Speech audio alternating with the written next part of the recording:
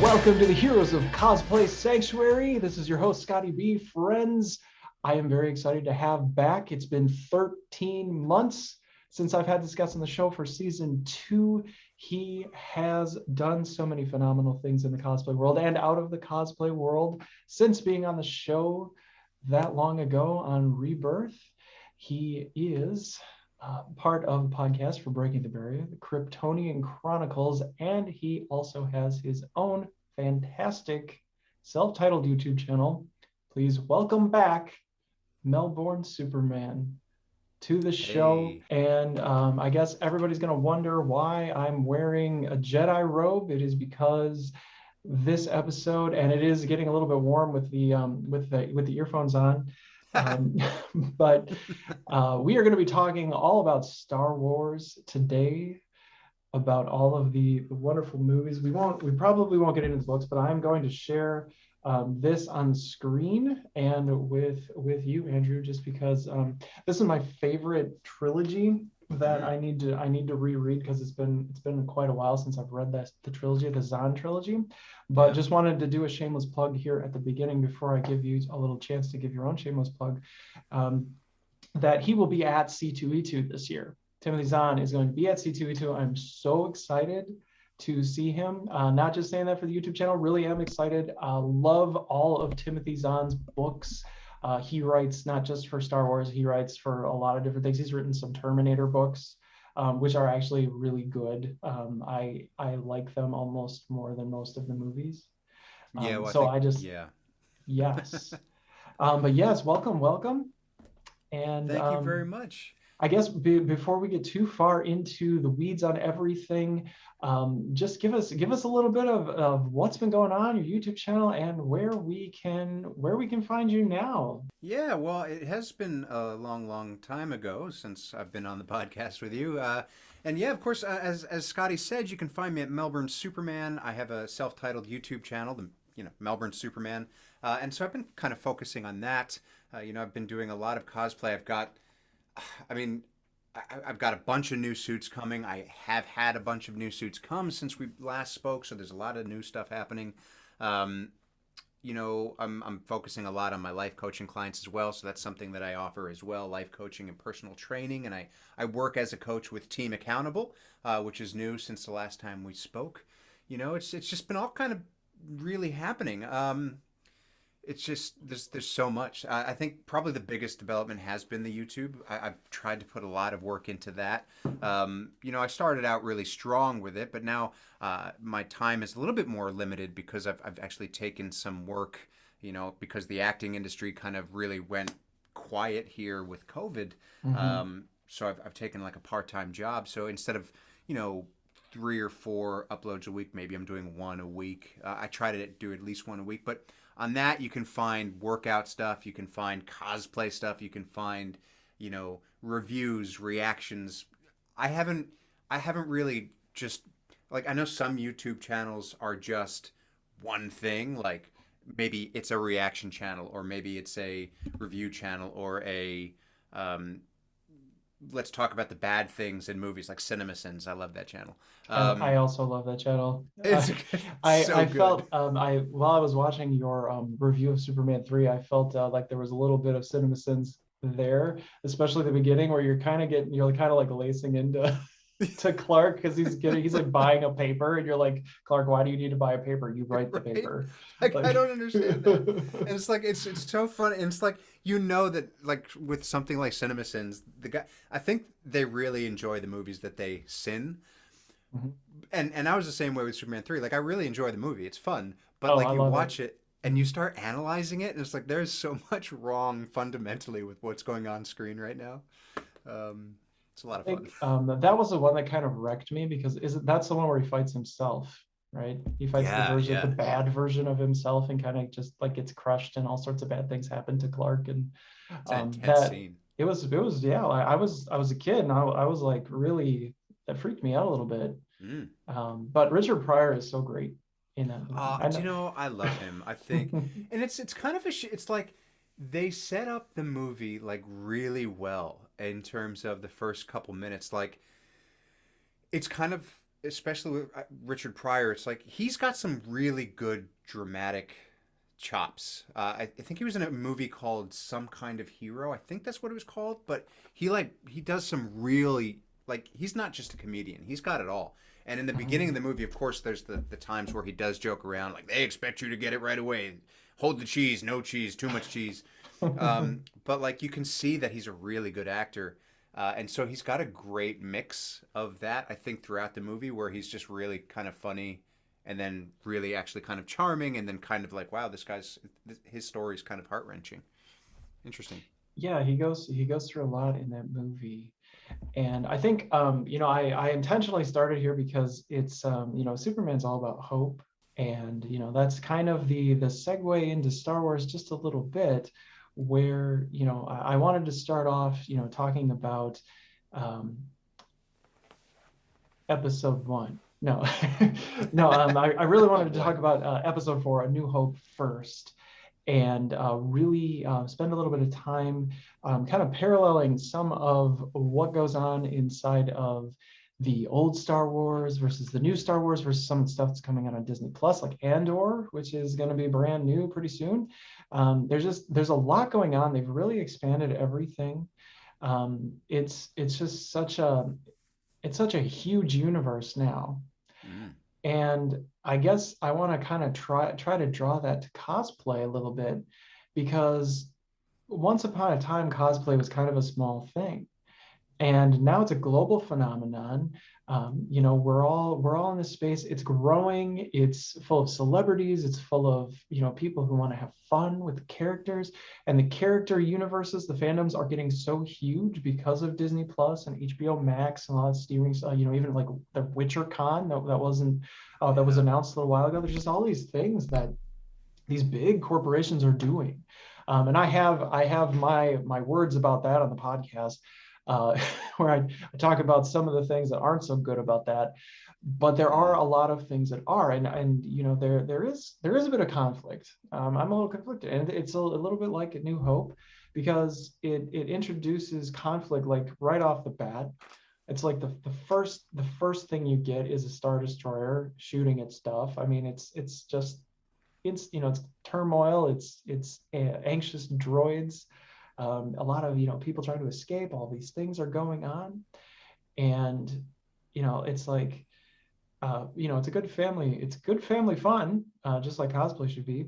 But there's a real strong line, which I would also hope to kind of explore in this metaphor, of between good and evil. Mm. That you have there's no, it's not like Deadpool, where it's kind of a bad guy who's pretending to be a good guy there, or making a movie about a bad guy where it's like Joker or something like that. It's very straightforward. I mean, Darth Vader is bad. Yeah. In the first Yeah. movie, they make him out. Things change as you go along, but it's a really dark side, light side. I mean, just such a fantastic mix of old tech and new tech. Um, I guess it's probably going to be. I know this episode is probably going to be a lot of us kind of going on tangents, Oh yeah. but just want I've to already got just like three.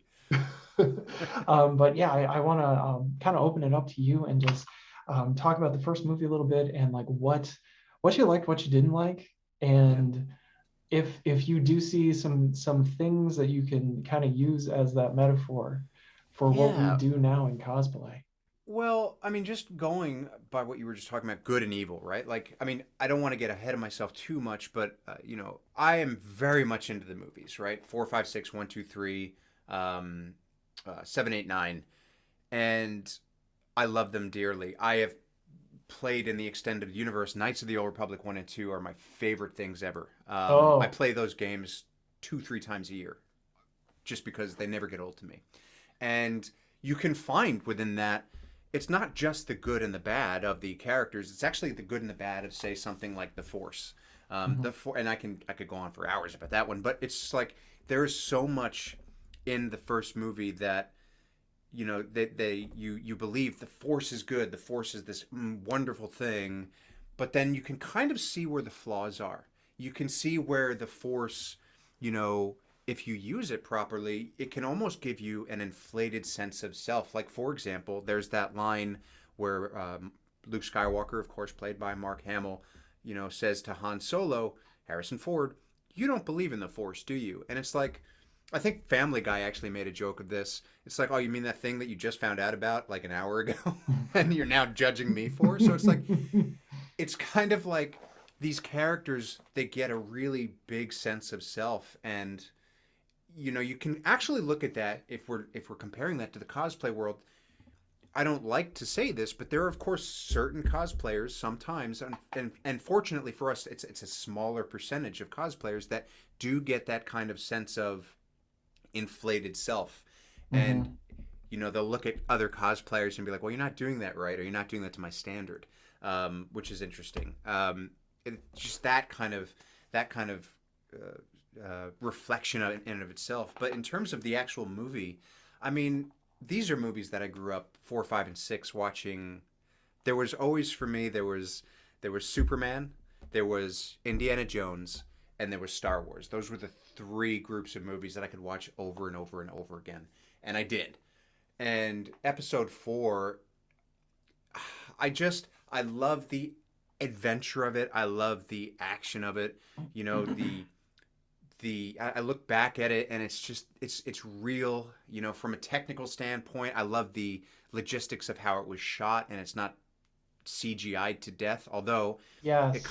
it makes me sad that you can't actually like legally watch the original releases of these movies anymore. Now the only versions you can get are the ones with like all the crud. I have them on VHS. So Yeah, I do so too. but yeah, the by the time they got to DVD, it was special edition. Oh man. So they kind of had already started creeping in all the little things that really weren't. I mean, like the all of Jedi, the whole ending is different. Yeah, And I think that did take a little bit away from it. it I'm not does. saying I don't think it's like it's not the end of the world, of course, No, but I think some of the silly things that they put in there with like Jabba the Hutt getting his tail stepped on, like you just don't and need it. It's yeah, like you just you don't didn't need need it. it. You absolutely And don't. I don't need to see Hayden Christensen standing there with Alec Guinness and Yoda mm-mm. um, at the end of Jedi. Like I don't need it. I don't want it, and it kind of makes me sad. But again, Yeah, yeah, that that it's I just mean it's one of it those things works. where what's It that? works for the new things, I guess, Yeah, if they want yeah. to tie it to the Obi-Wan Kenobi series that's coming out. But Mm, I don't, yeah, I don't think it was really necessary. And I think a lot of people who would have started with the first three, maybe if they didn't, we're assuming they watched the prequels, but if mm. they didn't and they watched they watched special edition and they saw that, they'd be like, Who's that? who's that guy? Exactly, exactly.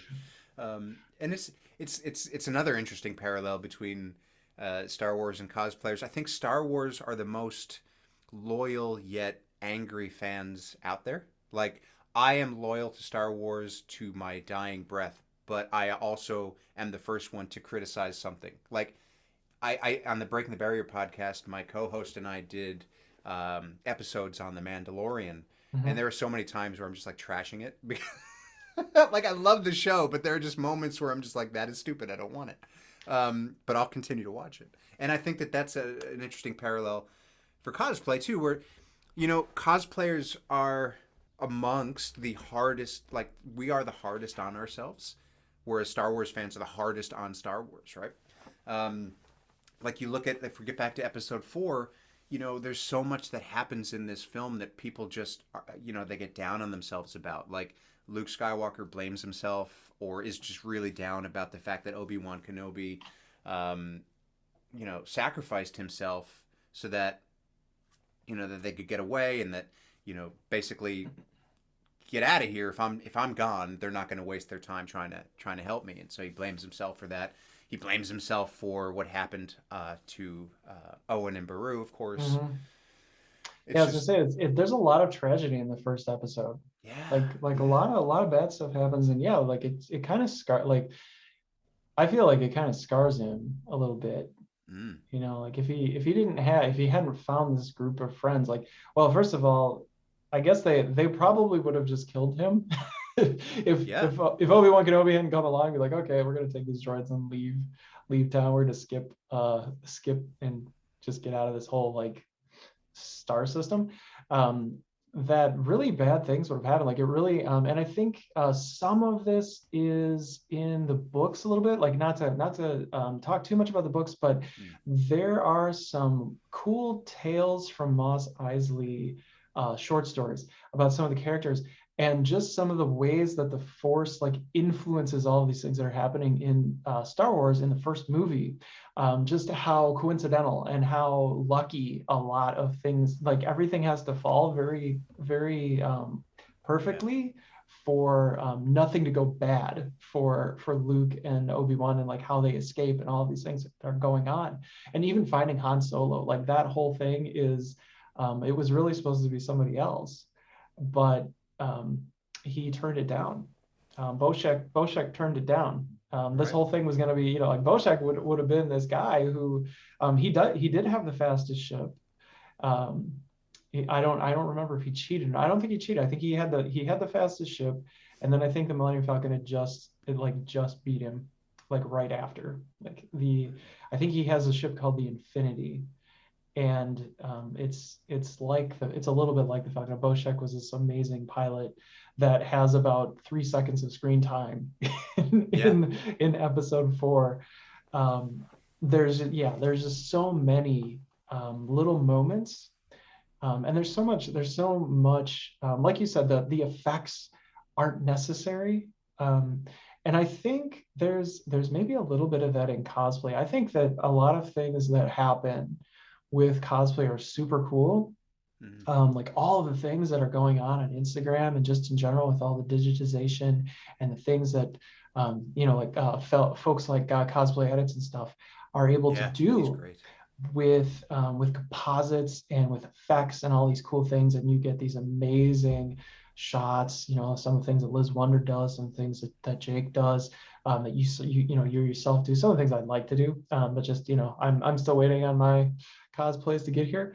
Oh There's a gosh. lot, like the backlog on Luke is so long. I Yeah. think it's like February, March. If I want to make my own, it'd probably be a little faster. So I'm gonna give that a try.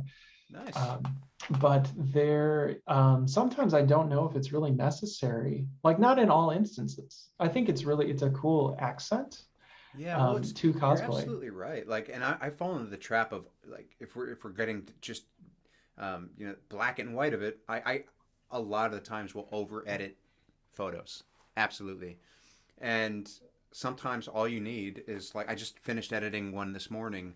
I haven't yet released it, but all it's going to be is just me in front of a black background, and I've underexposed parts of things so that it looks like there's a shadow, and it's really simple.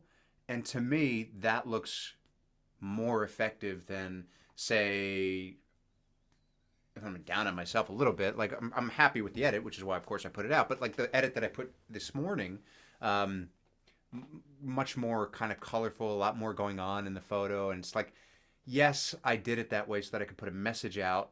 But sometimes simple is just better. Sometimes, Mhm. sometimes.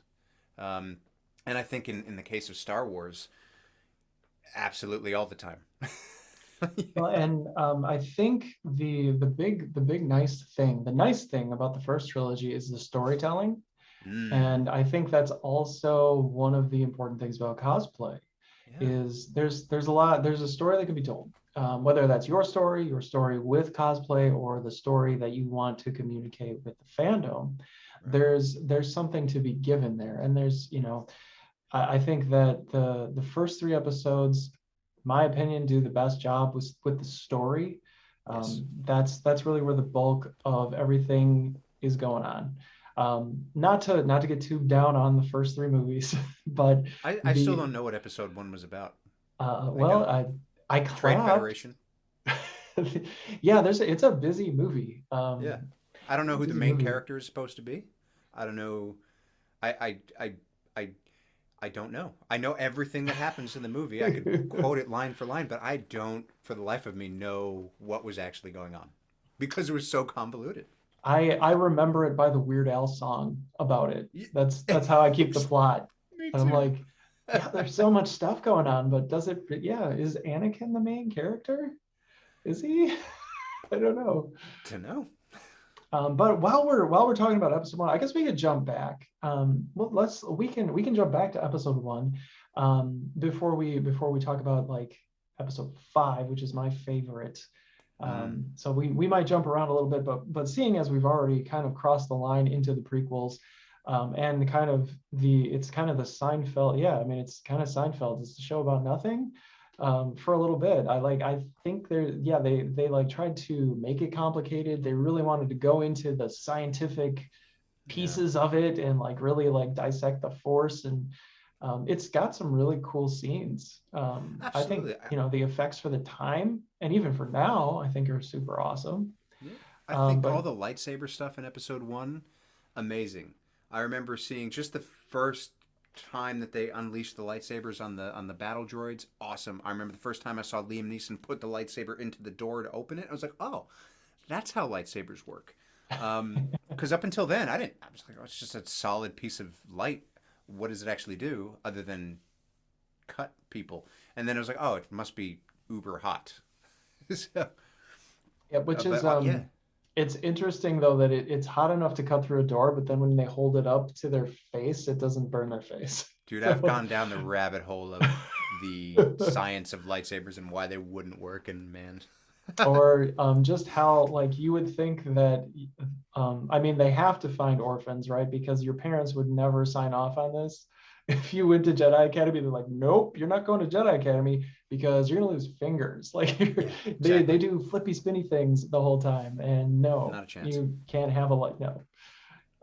And then like some of the great, well, this is going a little bit too far. I think this is the second episode, but all of the crazy stuff that Yoda does in the second episode, which I don't know, some of it's a little over top, but I think by that point, everyone was so hungry for a Yoda fight scene Yeah, that we we ate got it. one. Like I ate it up. I ate it up. Yeah. I like at the time I loved it. Like my older self now looks back and I'm like, I wish they'd focused less on him fighting and more on force powers. But at the same time, at the time I was watching it, I was like, this is great. I'm watching Yoda flip around on screen. This is cool. And I don't know if you're familiar with any of the comic books. I know of one, and it's actually there's some scenes in the comic book of with Yoda, Mm, and he does have a lightsaber on Dagobah, which they absolutely do not talk about in episode six. But no. the comic book does. Like he actually kills one of the spy droids or the scout droids, the big black ones, Yep. Yep. with a lightsaber. He does it all just like he's just kind of like doing some hand gestures, and he turns the lightsaber on from like Cool. miles away and just cuts him up. Just doesn't touch anything. Turns the lightsaber off. That's what I want to Done. see. I want to see the Dagobah years. Oh yeah. Well, and even how long he supposedly was there. What Yeah, did because what did I Yoda guess do? theoretically went there at the end of episode three, and we don't see him again until episode five. So it's about it's supposed to be what 20 years or something. 20 years. Yeah. Yeah. And I feel like they could do it like they did the Arrow. Have you ever seen the Arrow? The Because he spends 5 years on the island, right? oh So oh oh that arrow. Yes yeah, the yes. Arrow, Arrow, the series. Yeah, I love that series. I think it was 7 seasons, but 5 years in hell. Yeah. yeah, well, but by the time you get to like season three or season four, like he doesn't actually spend all 5 years on the island. He kind of like leaves the island and does a whole bunch of other Exactly. things. He It's kind like of goes this on is these not what you adventures. said at the beginning of this show. Yeah, it wasn't quite 5 years, Yeah. Ollie, but um, but I just wonder if they would maybe do something like that with Yoda to have him go on all these like misadventures and things It'd be interesting. during his 20-year stay, trying to hide from the dark side. And I'm not really sure if there's much that I have to say about how that relates to cosplay, but I can talk about the prequels and kind of the memes and things that come into the world of Star Wars. Like especially with like the high ground. Um, Yes. that became a thing not too long ago. I don't know how I feel about Hayden Christensen going to so many cons and having this meme exist, because I feel like he's just gonna get like somebody's gonna make like he's gonna be so like burned out of that comment that I get somebody it. they're gonna have to, yeah, they're gonna have to say something about the high ground. He's like, just don't mention the high ground. He's going to turn into But Jake Lloyd. Poor Jake Lloyd. but that it's important for cosplayers to stay on the high ground, kind of take the straight and narrow path, take the try and not give in to the dark side, so to speak. Not, kind of stay on the straight and narrow, be the good person, do the right thing. I think that's really important in the cosplay community, because sometimes we can go off base a little bit. Yeah. It's not always, and especially with trolls. I think, Yeah. and I've mentioned this. I'll be talking about this I think I talked about this in the Yaya Han episodes that came out not too long ago. But the idea is not to give the power to the trolls. Keep the, you have the high ground, right? You have the high ground. So be the better person, and don't let those trolls infest your stories. Don't call them out. Don't give them that power. Just ignore them. Whenever I get somebody, and it's rare that I do, thankfully, if I get somebody who leaves something really negative, I will recommend, and this is what I do, I will just delete it and block that person. It's not, there's no point getting into any kind of engagement with that person. The only time that I didn't, this is recent, the person just put a thumbs down, and I didn't know what that was. I was like, I don't need to delete that. I'll just respond, and I just said, look, I'm sorry, I can't please everybody, but thanks for stopping by. Just like kill them with kindness, right? Mm-hmm. The other type of troll that I see a lot of times, well, not, again, thankfully not, but I hear about it more than it's happened to me, are the people that think that cosplay is consent, which I don't think that we can talk about cosplay without going into the fact that no, cosplay is not consent. Don't send cosplayers messages saying, rude and untoward and crass and obscene things. Don't send them pictures. Don't ask for pictures. That's not what this is about. And if you get that kind of stuff, just block that person immediately. Don't even respond, because it's not going to be worth it. I don't understand what it is about cosplay that makes people think, oh, I can probably send this person a naked photo or ask this person for a naked photo. It's like, what's your problem? Like, Yeah, it's a little weird. I mean, it's like a whole subset of strangers that you're like completely comfortable with for some reason. Like what I don't know what brings that out in people. It's not really where you would start a conversation in real life, right? no. Like that, you wouldn't just like walk up to somebody and be like, hey, and here's my junk. Like you wouldn't do that. Like that.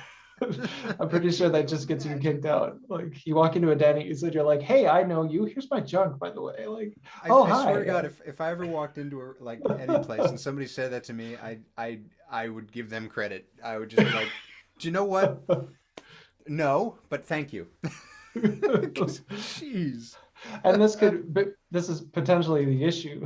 That it's like, well, if it was a real life situation, it would just be hilarious. So maybe There you go. they're just That's I find that a lot of these people who do that type, if you do call them out, what their answer is always, oh, I was just joking. It's like, well, no, you weren't.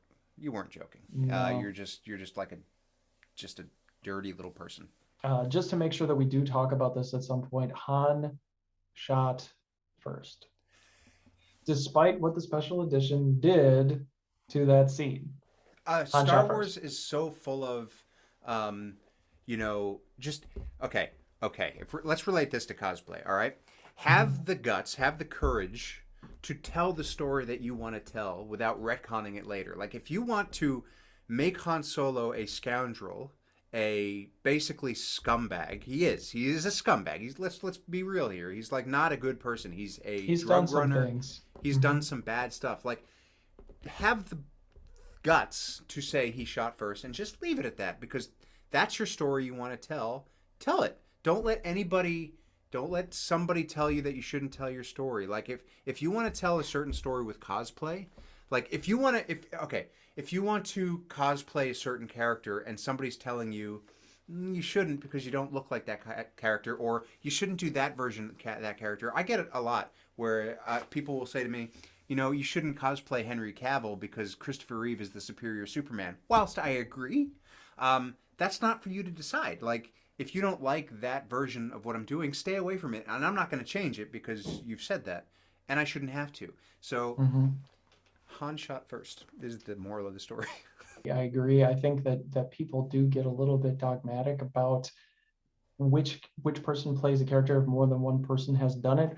or don't get me started on who the best captain is for Star Trek.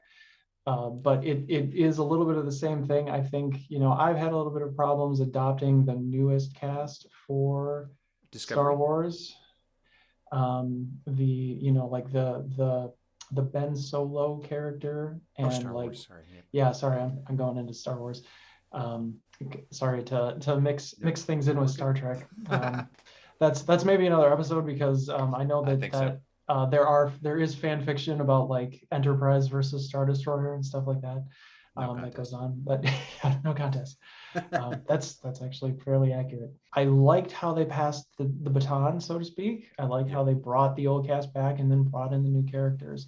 But some of them, it just got a little bit tough. I think the first three, it was a little easier Yeah. because you're relating back. You still have Obi-Wan. Mm. You still have kind of Vader. You have little Yeah. Vader, before he turns evil. And I think that's just it's a good story to tell, to kind of like what made this guy, like what happened to this dude. I still say that some of it's a little bit unclear about why it was so. I guess I don't. Maybe it's just been too long since I've seen two and three, episode two Yep. and episode three. But I just like, there's so many plot lines. It feels like Pirates of the Caribbean. There's so many plot lines in episode two Yeah. that I get a little bit lost with that.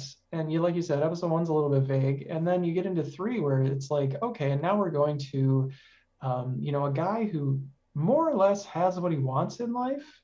He's a cool Jedi. He's got all, he's got these crazy powers. He's got the girl. He's on the fun planet. He's doing his thing.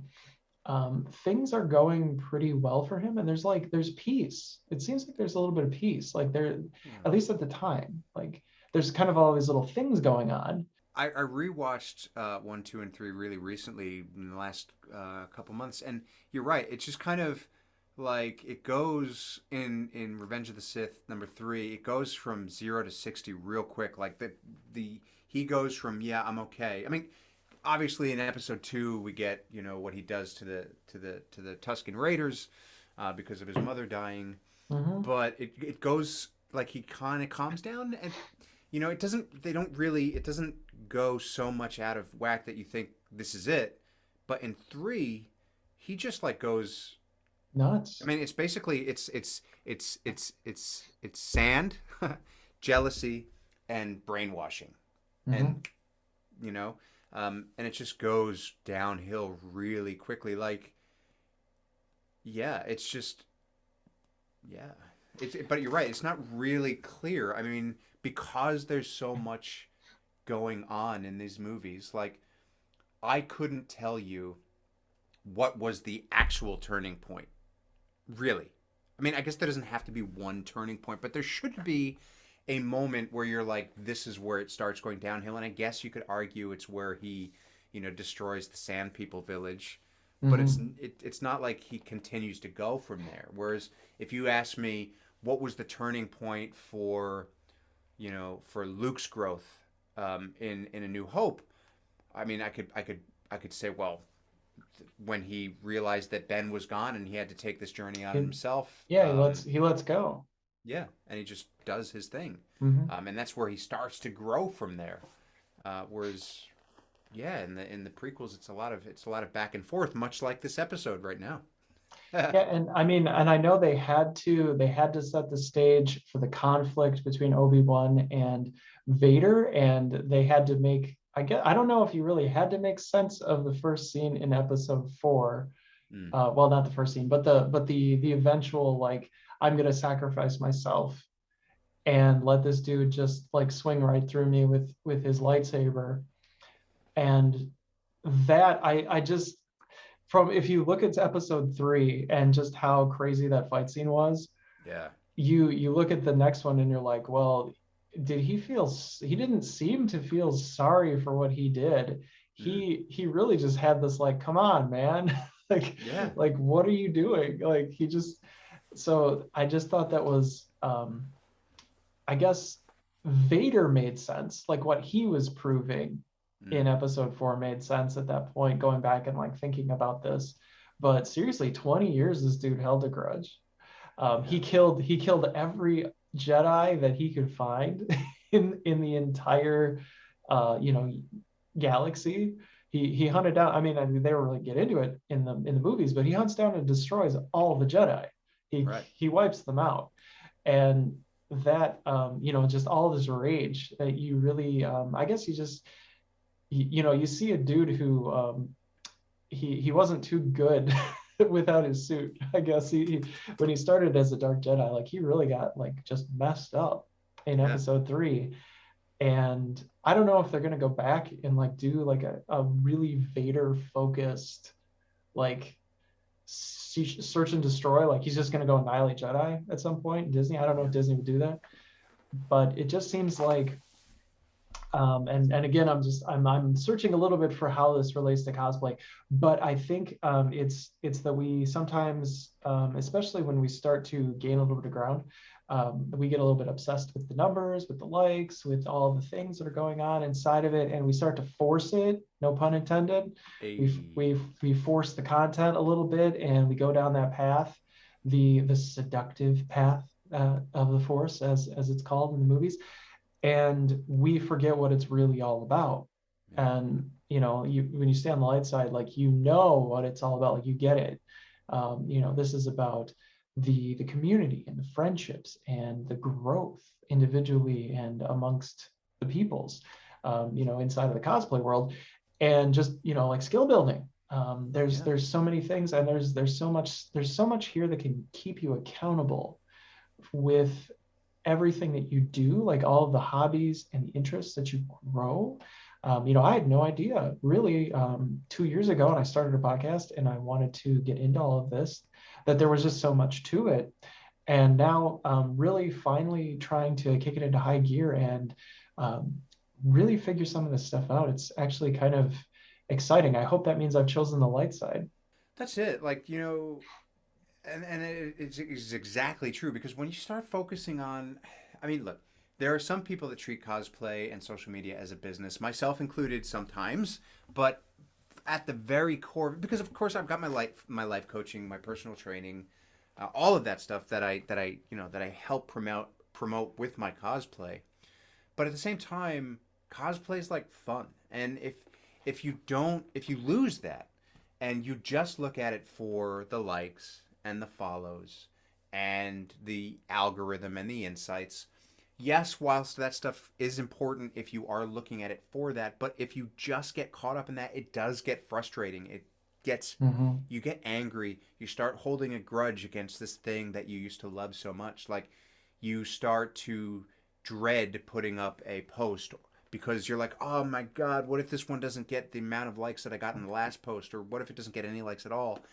And then you become anxious. You become depressed if it doesn't. It can just, it's funny how something like that is supposed to be fun can lead to something so dramatically bad. Like, if I'm in Star Wars, something that's meant to be help you find the best in humanity, something that's meant to find the best in you, there's always a danger to follow that seductive part and start looking at the wrong things, and all of a sudden you hold a grudge against this thing that is supposed to, like, if I get into the video games a little bit, Knights of the Old Republic, you know, there are characters that hate the Force because they look at it as this thing that controls everything.